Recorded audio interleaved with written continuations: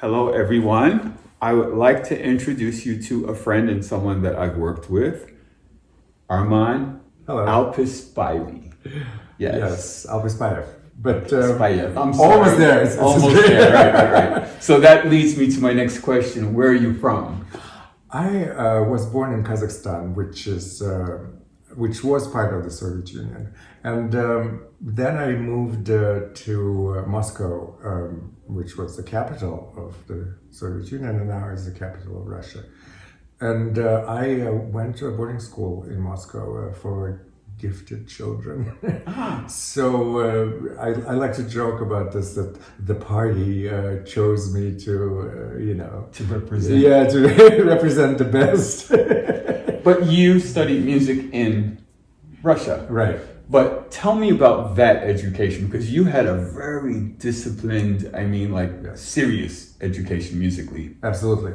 And I'm glad that you asked about it because there is a, and I'm going to go there. There is an ideological clash. There was an ideological clash between how they wanted the world to see communism versus how it actually was. So, according to ideology, everybody's equal, and et cetera, et cetera.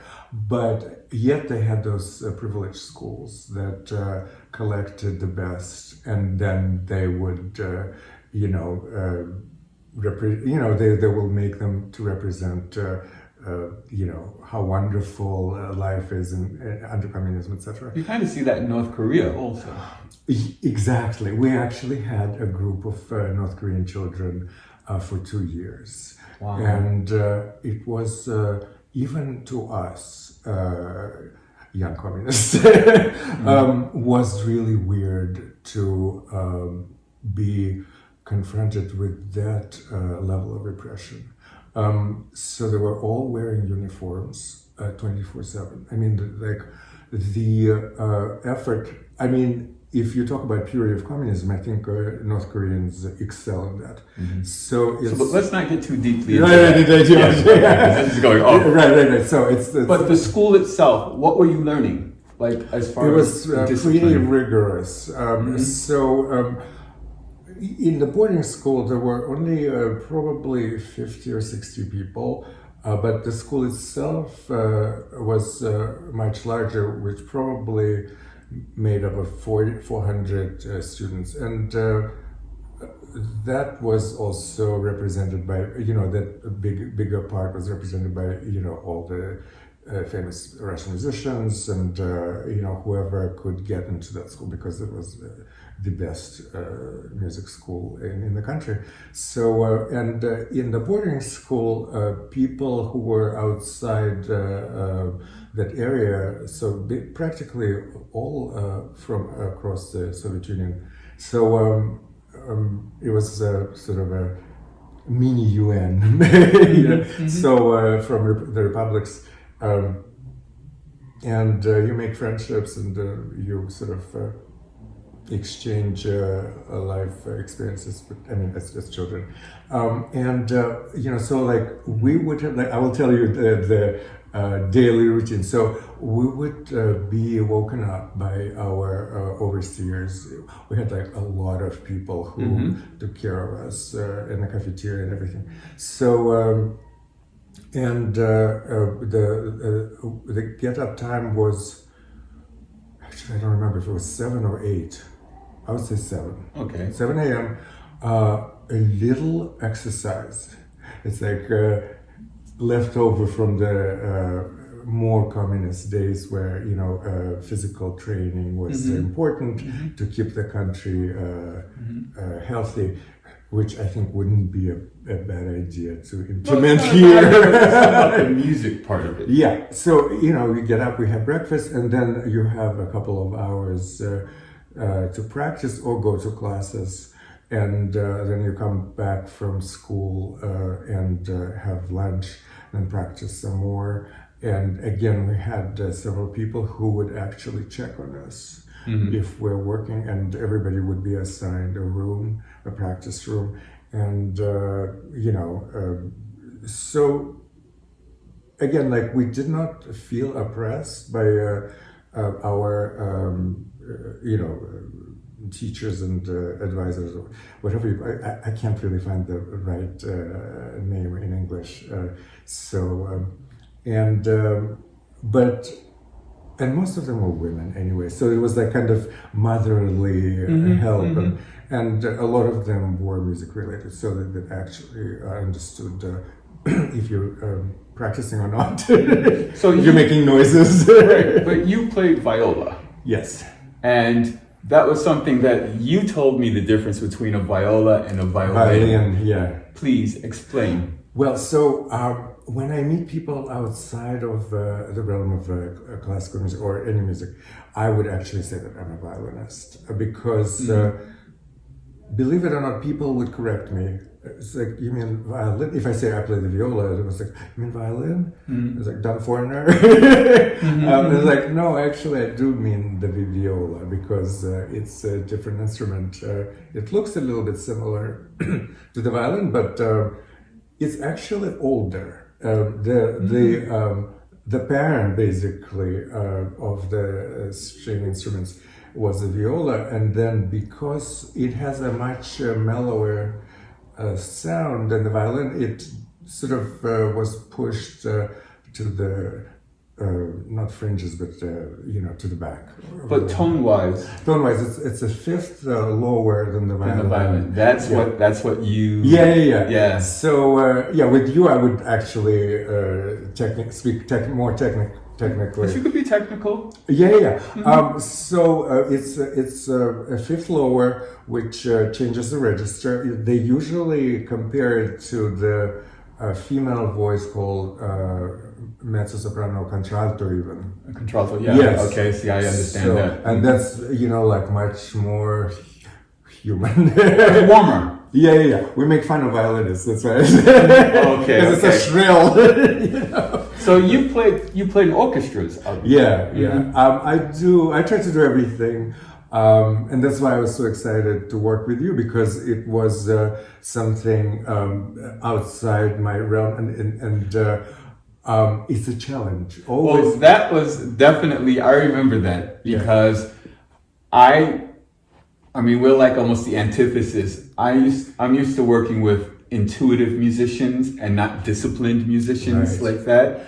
So when I brought you in to play, and I was just like, play! And you were like, where's the music? I'm like, but there is no music. Exactly. And you were like freaked out at first. Yeah, and that's the drawback of being so exactly, so rigorously trained, that it actually, I wouldn't say kills your instinct to create, but it restricts it. So I actually have been slowly working on a course that I want to develop about aesthetics and philosophy of music, and that definitely will include the aspect that a lot of classically trained musicians cannot improvise or just play, like you said, just play or play something by ear. It's difficult for us because that part of instinctual expression is sort of laid dormant and left alone, and I think that's really... No, but it was fascinating because you physically were affected by it. Yeah, you were like, you got so like freaked out. I remember, and I was just like, okay, I had to kind of pull you down off the ledge, and it was like, Arman, it's not, just play something. Well, and that's interesting that you brought it up, because the confidence that we draw from our training is pretty big, and it's sort of a foundation for our ability to perform in public. But it also kind of goes both ways. Like for me being a singer, I mean, I sang intuitively, and my music is intuitive, and I grew up singing, but I was never trained. Right. So then when you meet up with people who are trained and they could read music and they can tell you this and that, it's a little daunting because it's just like, sing the fucking song. Right.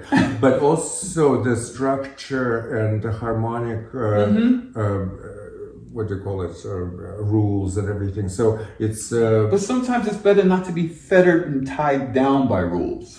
I would say yes, but I would also. But it depends say, on what you're doing. Right. A happy medium, like something in between that it's not too constricting and not too free. So there is some sort of structure, and but I think for the freedom of imagination, definitely there should be an aspect of free for all. It's just like you brainstorm, but then you sort of bring it together. Right. So. But the beauty of what you did on, like, especially the song Don't Explain, like, for me still, it's like very haunting because it has that very Eastern European sound to me. And that's something that I was very familiar with living in Vienna. Oh, wonderful. Yeah. So that just kind of took me back to that part of my life. And that was, for me, the most, the special part of that song for me. Because it definitely took the song to a whole nother area that a lot of people aren't used to hearing in, I guess you consider pop music or just in... Yeah, amazing work you've done, and I can only say that it's all your skill that you could transform my scribbles and scratches on my instrument. Well, that's my producer hat. Because I kept telling you, just put it down and just put on different tracks. Don't worry about it. I'll put it together. Don't worry. I was in fear, but thanks to you, it's beautiful. Yeah, thank you. But it's all. And of course, we'll work again. Yeah. Oh, absolutely. Would be happy to. And looking forward. But that's, if you want to hear it, you have to hear "Don't Explain" on the album Elijah by moi, and Arman is on viola, and he does an amazingly beautiful job. Well, thank you. So, what are you working on now? I am preparing for an audition, and I haven't done it in a while, and I actually think that preparing for something like that is a good way. It's like it's like preparing for an Olympic event or something. Sports event. A lot of times they compare. Believe it or not, sports and music. Because, definitely. Yeah, because there is an aspect of discipline, like rigorous discipline, rigorous training, and focus. So once you prepare for something, you really have to just dedicate your time and mind to that, and so the focus has to be like zeroed in 100%. And that propels your playing because, when you freelance and you play here and there, you play different genres, it sort of gets wobbly. Your intonation sort of becomes imprecise, rhythm, like everything. So like that sort of focuses it again into like more high quality performance playing. And I just played an opera called L'Elixir d'Amour. It's the elixir of love. It's a fun. I highly recommend. It's a fun opera about the love potion, and the composer is Donizetti. And basically, the love potions turns out to be just wine. Yeah, right. It's very cute. So played that for a week. Chamber music. I plan to probably collaborate with the guitar because that's not a usual combination with the viola. But a friend of mine who's a guitarist told me that there are a couple of pieces that we could perform together, and that is again something new, and I want to do it. And in the meantime, also I'm just sort of preparing my not theory, but like a course on aesthetics, and I'm very excited about it because I actually found a couple of people that also feel that it's urgent, that we need a fresher look on how classical music is taught and what the key aspects of it, how important it is, because classical music is music in general is very important because we feel that there is the need. There's like inner thirst for expressing whatever it is we're expressing in sound. Mm-hmm. So it's basically our instinctual need. So what's your musical inspirations, influences? You know, and that goes back to my discoveries conceptually, what it means to be a performer.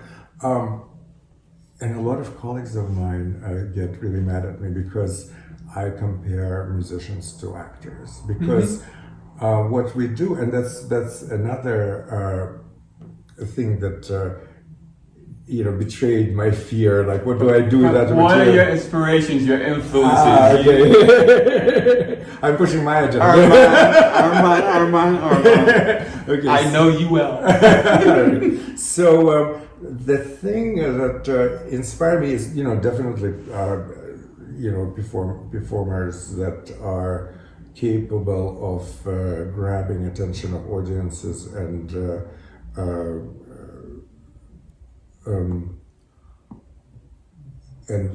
still capable of connecting with audiences, because a lot of times you go to a classical music concert and you feel dissatisfied because the impact it didn't really make any impact emotionally or intellectually or even technically or whatever. Like there's a Chinese woman, Wu Jia. She's a pianist and phenomenal, and she's basically like a package of modern virtuoso, because she can definitely plug in all the notes and everything, but also she has those outfits that also quite visual, and so the whole thing just blows people away. So that type of it's interesting, of course. You seem to lean towards experimental. You like it, does not just the straightforward. There has to be more. Yes, I would say that the pure, of course, we all have different sides of our persona. And, one side of me would be purist, and I would say, well, that's a little bit excessive. It should be, more about the music and only music. But in her case, for instance, that she actually visually is capable to add to the experience. And when it's organic, I would say yes. If it works within the framework of what she's trying to present, that's fine. I would not be as conservative and reject it, because some people do, and they actually criticize her for being too provocative. Wow. Yeah. Do you take any inspiration from pop music or soul music or what we would consider not classical but modern music? Well, there are, of course, superstars, jazz musicians like Miles Davis, or of course. Or Ella Fitzgerald. I actually played in an orchestra for, I don't remember if I told you, for Herbie Hancock's anniversary at Carnegie Hall. Yeah. Oh! It was years ago, yeah. It was fantastic. That's amazing. I'm embarrassed to say that at that time, it was probably a long time ago, but at that time I didn't really know much about jazz. Mm-hmm. There is a beautiful museum in Harlem. Right over here. Yeah. The Jazz Museum. It's super cute, and it's beautiful. I recommend it. Everybody goes there. Yeah. But I was talking to someone that I had worked with previously, and we did a gig, and I sang with an orchestra. And I was just saying how luxurious that is. There is nothing like that. I mean, as a singer, it's the ultimate. I think, Miles Davis, I think, changed the orchestration. From what I remember, again, I might be wrong, but I think that he made it a little bit larger. He had a nonet, which is 9 people in his band, and it actually expanded the spectrum of the sound, and it really made it sound almost like an orchestra. So it is luxurious. The sound, it's almost like I liken it to like laying down in a bed of feathers. It's just so luxurious. People don't understand how that sound wraps around you and supports you. Yeah, and to plug again my ideas. So we forget that when we play an instrument or we sing, it's the vibrations that we produce. The sound is a physical vibration. Sure. So that aspect we never discuss in conservatories. With singers, it's probably more because you actually feel that it vibrates when you try to produce a sound. So, if we focus on that physical phenomenon, then it sort of has to connect what also adds to the expression. So that basically is the aesthetics, like what are you trying to do with those vibrations and why those vibrations affect people so much. Right, because when you record, it's about the sonics. Does it sonically work? How does it sound? Yeah, and some producers become famous because they find that sound that actually is very impactful. So, definitely. And for some reason, the most important part of making music is not being discussed, it's very strange. We sort of take it for granted, as a lot of things in life, Sure. But, we really need to start thinking more deeply because we're losing the connection to everything and become extremely superficial. So what do you have planned for the future? My plan... I do feel that the stuff I was just talking about, of course, which I will probably look into when it's ready. So basically, I plan to have a series of essays published, and then that will be sort of an organized work. It will be organized into the conceptual idea and. Basically, philosophy is important because then we can actually pinpoint the main driving forces behind something that we're discussing, like music, for instance, what it means for us, why the audience is drawn to it, why people are ready to pay thousands of dollars, for instance, for Beyonce's concerts, So it means something to them. But what exactly? Can they articulate it?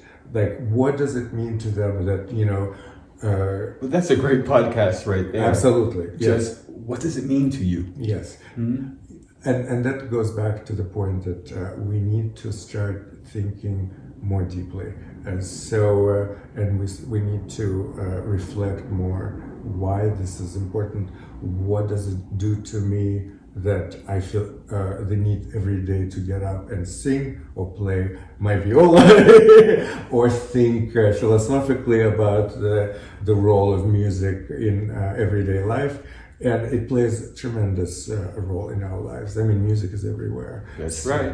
Yeah. So, my dear friend Arman, thank you. Absolutely. It was so great talking to you. Pleasure, my pleasure. And I appreciate you. I appreciate your talent, and we will definitely work again together. Likewise, and I hope your listeners will like the subject matter that we're discussing. They'll hear the sound, and they'll also be able to listen to you talk about it. Yes.